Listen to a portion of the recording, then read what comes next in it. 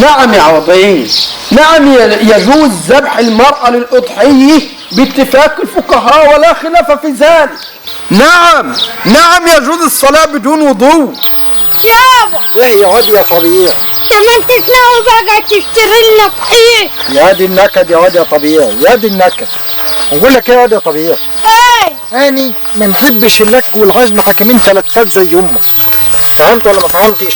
فهمت. انت بس انا بنبص على الناس وهي بتاكل وهي بتذبح نبقى زعلان يا ابني. أيوه. يا ابني الايد قصيره والعين بصيره، على يا طلاق لو انا معايا نجيب لك اضحيه لا جبت لك. يعني انت اقل من الناس قول لي. قال من الناس في ايه؟ نوريك يا اخوي. انا الطلاق ابوك من غير الباس يا ولد، من غير الباس يا ولد. انا كنت بنسرق الباس امك نلبسه في المشاوير يا ولد.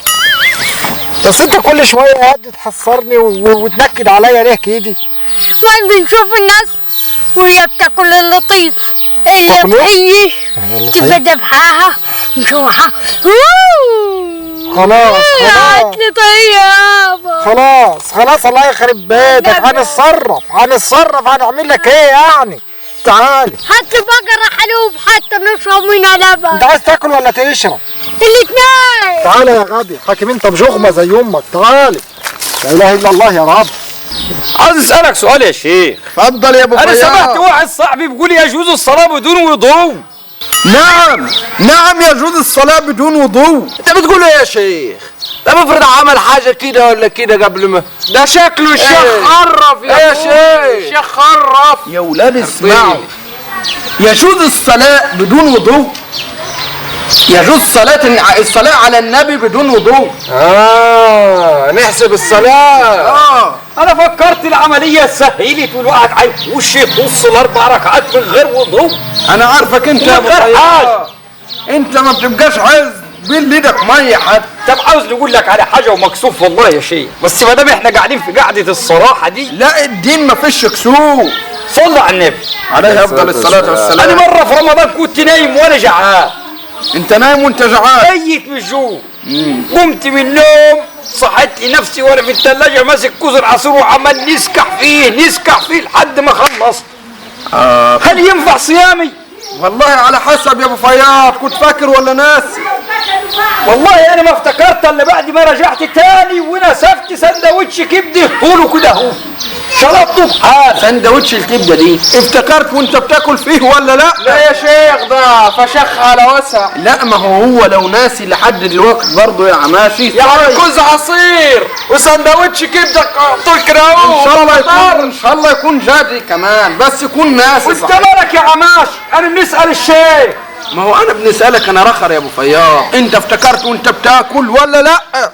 والله انا افتكرت طعمه بعديها بربع ساعه كده كم لا طعمه يا ابو فياض كلام صريح، افتكرت وانت فاضل حاجه في السندوتش ولا لا؟ لا انا ما افتكرتش الا في اخر قطمه في السندوتش. اظن كلتيه مش مستاهله وجاتك وكيل. كلتيه اديك انت كده فطرت يا ابو فياض. انت عارف انت لو جات عند القطمه اللي انت افتكرت فيها دي وركنتيها على جنب واستغفرت ربنا كده وقلت اللهم اني صايم وانت فعلا كنت ناسي، انت كده لسه صايم. يعني انا نسكع السندوتش كله جاي على اخر قطمه اللي فيها الحليه كلها وتقول لي افتكرت؟ ما هي اخر قطمه ليه بقى اللي انت لازم كده عليك يا ابو فياض، يا تصوم اليوم تاني يا كفاره اليوم دي، انت كده فاطر. ونصوم يوم ايه تاني؟ على الطريقه ما صدقتها من عنوان غير الكلام دي منين يا بقى؟ هو انت عايز اي حاجه وعدي ودهوك على الدين وخلاص؟ يا ابني ما ينفعش اللي انت بتقوله دي، امال جايني ليه؟ انا جاي لك يا شيخ قصدي كفر عن ذنوبي زي ما قلت لك كده، صوم اليوم دي ولا كفر عنه ولا شوف انت هتعمل ايه، بس ما عادش تعود تاني. انا بقى يا شيخ هنلكعك حته الدين سؤال هتلف حوالين نفسك، نشوفك شيخ انقر ولا لا. انت بقى يا عماش اللي هتلقعني سؤال خليني نحلف حوالين نفسي. والله ما الا انت اللي تتكلم، قول يا عماش. متى لا يحق للمرأة ان ترث زوجها بعد وفاته؟ لا يجوز للمرأة الكتابية ان ترث زوجها المسلم بعد وفاته. انت عارف بقى يا ولا، انا هنحاول نفتح الشيخ على موضوع التبرع دي وينفع منه اضحيه ولا لا.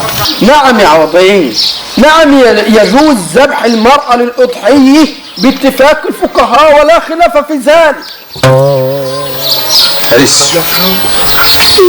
يا حلاوه يا ولا، معنك لي لحم البنادين. يا شكل الاسلام حلل ان المرأة تنذبح عليها الطلاق لا نذبحه امك، وبكده نبقى لقيت الاضحية. يلا يا ولا يلا. الحقوني يا ولا، عليها الطلاق لا نذبحها. خبرية مسيون انت كلمت ولا ايه؟ انا سمعت يا مسيون ما ينفعش. اسكت يا ولية، انا سمحت يا ولية، اسمعي، انا سمحت الشيخ كل يا شيخ سكت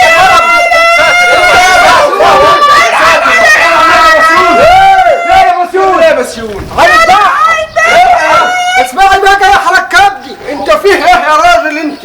اسكت. ايه هو دينك امرك بكده؟ ما خلاص سمعتك بقى يا شيخ، سمعتك سمعت ايه؟ وعرفت اللي فيه وهو بالدين جلسات اصلا. مش انت قلت يجوز ذبح المرأة للأضحية باتفاق الفقهاء ولا خلاف في ذلك؟ اهو الجاهل هنا بقى. ما هو انت لو كنت قاعد في الجلسه اللي احنا كنا عاملينها دي كنت انت فهمت امتى يزوج. انا قصدي يا بسيوني ان يزوج المراه اللي تذبح الاضحيه. اللي تذبح ازاي؟ يعني المراه تمسك السكينه كده زي ما انت كنت ماسكها وتذبح الاضحيه عادي. قولي كده يوم العيد عادي عادي، طالما ما بتصلي وطالما طاهره عادي. تصدق صحيح. يزوج ذبح المرأة للأضحية. يعني المرأة اللي تذبح الأضحية. خلاص يا شيخ انا فرحت، فكرت الزنقة اتحلت وكنت هنذبحها. انما بقى اذا انت عايز تذبحها ولا حاجة فده حاجة تعود لراحتك، هي فعلا تستاهل الذبح.